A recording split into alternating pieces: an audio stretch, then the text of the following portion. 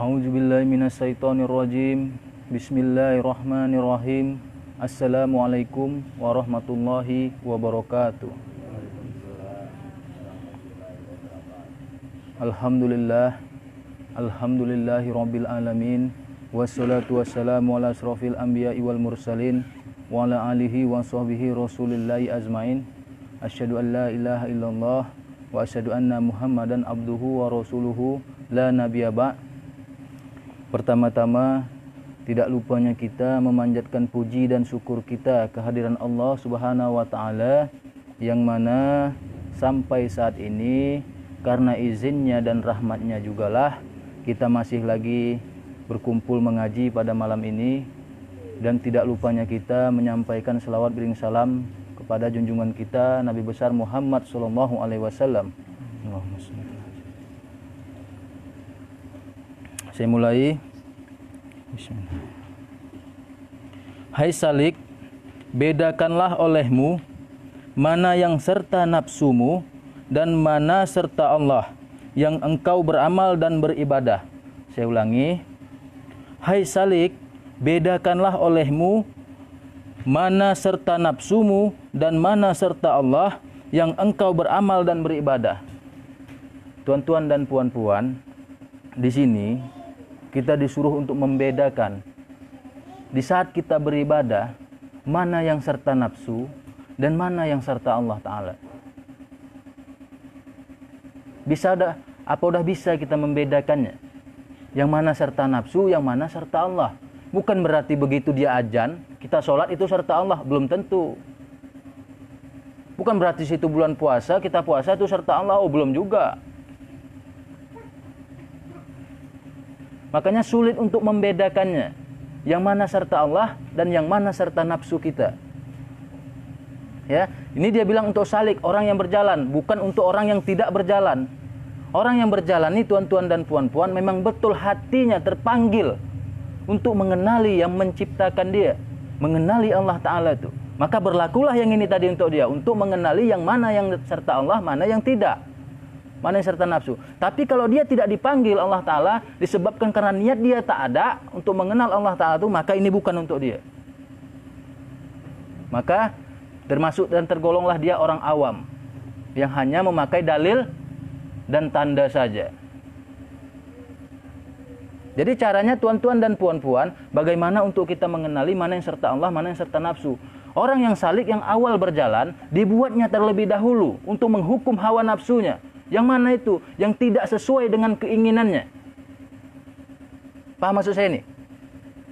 Setiap sesuatu yang kita inginkan, itu dia serta nafsu. Karena dengan keinginan kita, bukan keinginan Allah. Setiap yang bukan keinginan Allah, maka itu dari nafsu.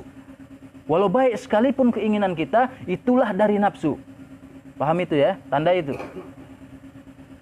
Walaupun kita hendak sedekah sama anak yatim sekalipun, dengan keinginan kita, walaupun kita misalnya mau ngasih fakir miskin untuk makan, untuk apapun itu. Tapi dengan keinginan kita, itu masih dengan nafsu. Tapi nafsu yang baik. Itu bukan serta Allah dia. Maka caranya, lawan terlebih dahulu untuk melazimkan. Agar kita lazim untuk membuat sesuatu ibadah. Untuk menghukum hawa nafsu kita yang tidak kita inginkan.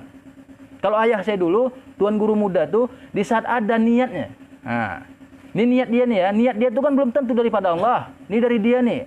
Niat dia hendak ngasih orang 50.000. Lalu datang ketentuannya untuk ngambil duit yang 50.000 tadi.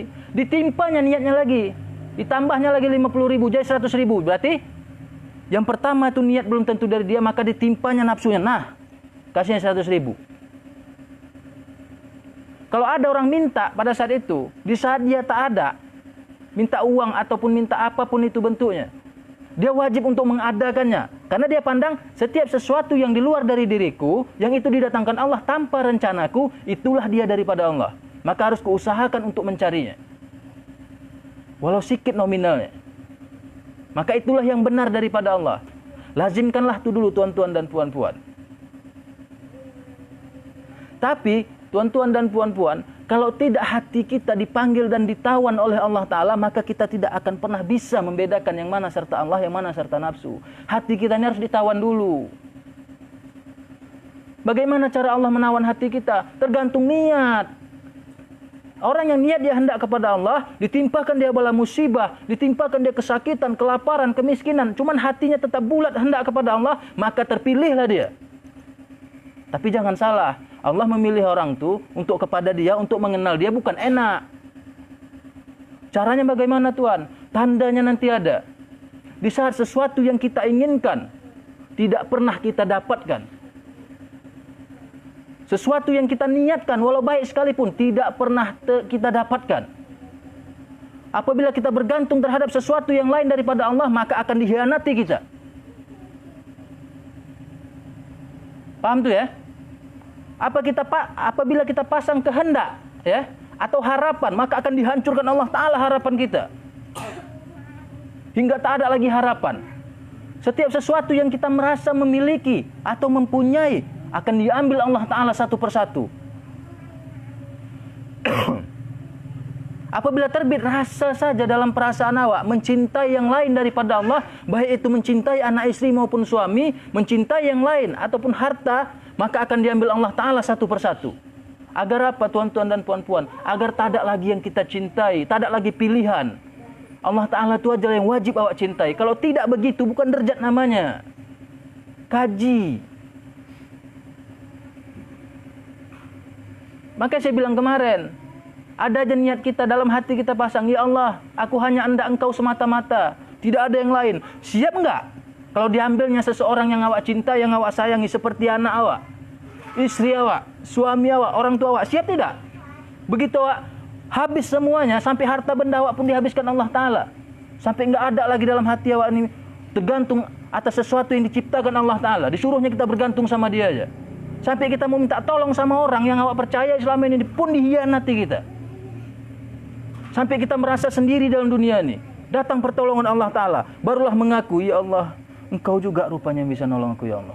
Tak ada yang lain yang bisa kugantungkan hatiku. Kalau tidak dibuat seperti itu, tidak akan bisa percaya hati itu, tuan-tuan dan puan-puan. Selamanya pasti akan jadi dalil dan kaji. Berdoa bukan tanggung. Ya Allah, kuserahkan hatiku kepadamu. Ya Allah, kuserahkan diriku, harta bendaku, semuanya kepadamu. Lalu begitu diambilnya, nangis.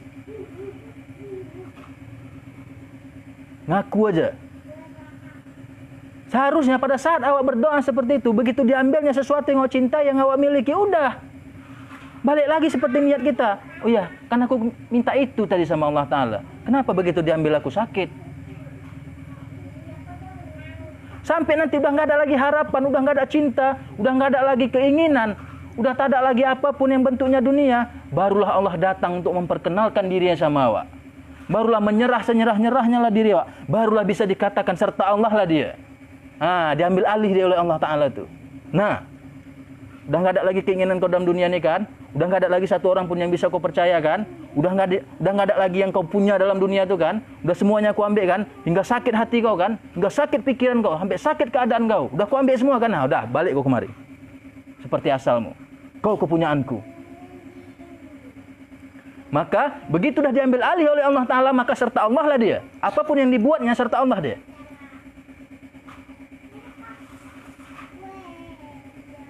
Berat kan? Jadi kita tak boleh berleha-leha lagi. Tak boleh main-main lagi. Kenapa saya bilang seperti itu? Para sahabat dulu aja, seperti Abu Bakar, untuk membuktikan kecintaannya terhadap Rasulullah tuh, dikorbankannya harta bendanya, sampai dikasihnya anak yang berusia 9 tahun terhadap Rasulullah untuk dinikahi. Begitu juga Umar, dikasihnya anaknya, hartanya, harga dirinya, yang begitu dia orang terpandang, sampai tak dipandang lagi dia sama orang kafir Quraisy tuh. Utsman juga begitu. Dia orang paling kaya, dikorbankannya hartanya semuanya. Sampai dapat hadiah dia oleh Rasulullah. 2 anak Rasulullah sekaligus. Dia harus mengorbankan semua tuan-tuan dan puan-puan. Hingga memang betul-betul kita kita pandang ke dalam diri kita. Memang tak ada yang lain yang berharga selain Allah Ta'ala itu sendiri. Tak ada lagi tempat kita mengadu selain Allah Ta'ala itu sendiri. Jadi selama ini tuan-tuan dan puan-puan, kalau saya dulu berpikir ya, pada saat saya pertama ngajar, saya berpikir seperti ini, untuk melihat yang mana serta Allah dan mana serta nafsu. Apabila saya lawan nafsu tadi, lalu bentuknya sakit, maka saya serta Allah. Nyatanya belum juga. Dulu ayah saya pernah cerita, saya sholat 55 rakaat Tuan, wudhu saya tak putus, puasa saya setiap hari kecuali hari raya. Dia bilang, tengok perempuan saya tak boleh. Kalau terpandang sekali, lalu ada keinginan kedua kali untuk mandang, saya nggak boleh katanya. Coba, makan daging pun dia tidak. Harus menyatakan sifat pengasih penyayang Allah Ta'ala tuh. Lalu, kan dihukumnya nafsu pada saat itu. Saya kira itu daripada Allah. Rupanya tidak. Itu awal dia berjalan. Bukan dia serta Allah pada saat itu. Cuman bukan berarti dia salah. Itu benar. Tidak ada yang salah, tuan-tuan dan puan-puan. Kalau seandainya pun malam ini kita tawajuh, kita tafakur, tidak ada jumpa apapun, maka itu benar di hadapan Allah Ta'ala. Itulah derajat kita masih. Tidak ada yang salah. Kalaupun seandainya dia tafakur, misalnya tawajuh, ditutupnya ini, jumpa dia jin, itu benar. Itulah pandangan dia dikasih Allah Ta'ala. Jadi tidak ada yang salah. Ya kan? Kalau seandainya pun dia tafakur, ditutupnya begini, tawajuh dia, jumpa dia Nabi Muhammad, itu juga benar. Cuman orang yang dijumpai sama Nabi Muhammad itu udah pasti ditawan hatinya oleh Allah tuh, udah disucikan hatinya, sucikan perasaannya, sucikan pikirannya, sucikan keadaannya, maka jumpalah dengan yang suci dia. Namun itu pun dia tak boleh beralih hatinya untuk apa? Untuk takjub terhadap sesuatu yang dijumpai, walau Nabi Muhammad sekalipun. Tak boleh takjub dia dengan Nabi Muhammad tuh, dengan keindahan Rasulullah tuh, dengan budinya, dengan kearifan dia nggak boleh takjub, harus tetap kepada Allah tuh. Dengan sendirinya pun hati itu pun tidak bisa takjub terhadap makhluk tuh, tuan-tuan dan puan-puan. Memang ditunjukkan Allah Ta'ala, memang kelasnya. Tidak ada yang lebih indah dibandingkan aku. Maka saya bilang kemarin, jumpai dulu sekali tuan-tuan dan puan-puan. Maka tak ada lagi yang berharga dalam dunia ini kecuali Allah Ta'ala itu. Begitu sholat pun, dah jelas lagi. Udah memang serta Allah nih ya. Begitu Allahu Akbar, saksikan keindahan Allah Ta'ala itu. Tiada daya untuk mengangkat takbir kok tak ada izin dari dia, coba. Pada saat awak ngasih, menangis awak pada saat awak ngasih. Karena bukan awak yang ngasih, Allah Ta'ala yang ngasih dengan izin dia, dengan keinginan dia, dengan rahmat dia ngasihnya. Bukan awak. Begitu awak sujud kepada Allah itu memang mutlak awak seorang hamba. Memang ada yang awak saksikan pada saat itu. Di depan awak memang Allah Ta'ala tuh. Awak ini memang hamba. Ini kan enggak. Kita sholat nih, di depan kita enggak ada nampak apapun. Dalam hati kita enggak ada ngerasakan apapun. Kok bisa sholat tuh cepat aja. Tambah lagi nanti udah ada yang nunggu. Teksas aja lah. Yang penting aku sholat. Itu bukan serta Allah namanya. Tapi buatlah dulu. Kalau kata Tuan Guru kemarin, tidak bisa masuk yang daripada Allah itu kalau tidak kita buat terlebih dahulu untuk melazimkannya. Lazimkan dulu dia. Beribadah awak sebanyak-banyaknya walaupun belum itu yang benar menurut Allah Ta'ala. Lazimkan dulu. Kalau bisa wudhu tak putus, buat wudhu tak putus. Kalau bisa sholat sunatnya banyakkan sholat sunatnya. Begitu dah lazim sama awak, udah tak enak awak tinggalkan sholat awak tadi, barulah masuk nikmatnya. Nah, Gimana kau kerjakan sholat itu? Nikmat tidak? Nikmat luar biasa. Cuman awal untuk menjalannya berperanglah dulu. Harus tinggalkan keinginan awak tentang dunia ini. Mungkin itu saya tuan-tuan dan puan-puan ya. Mudah-mudahan bermanfaat. Apabila salah-salah kata saya mohon maaf. Kepada Allah saya mohon ampun. Saya sudahi. Wabillahi taufiq wal hidayah. Assalamualaikum warahmatullahi wabarakatuh.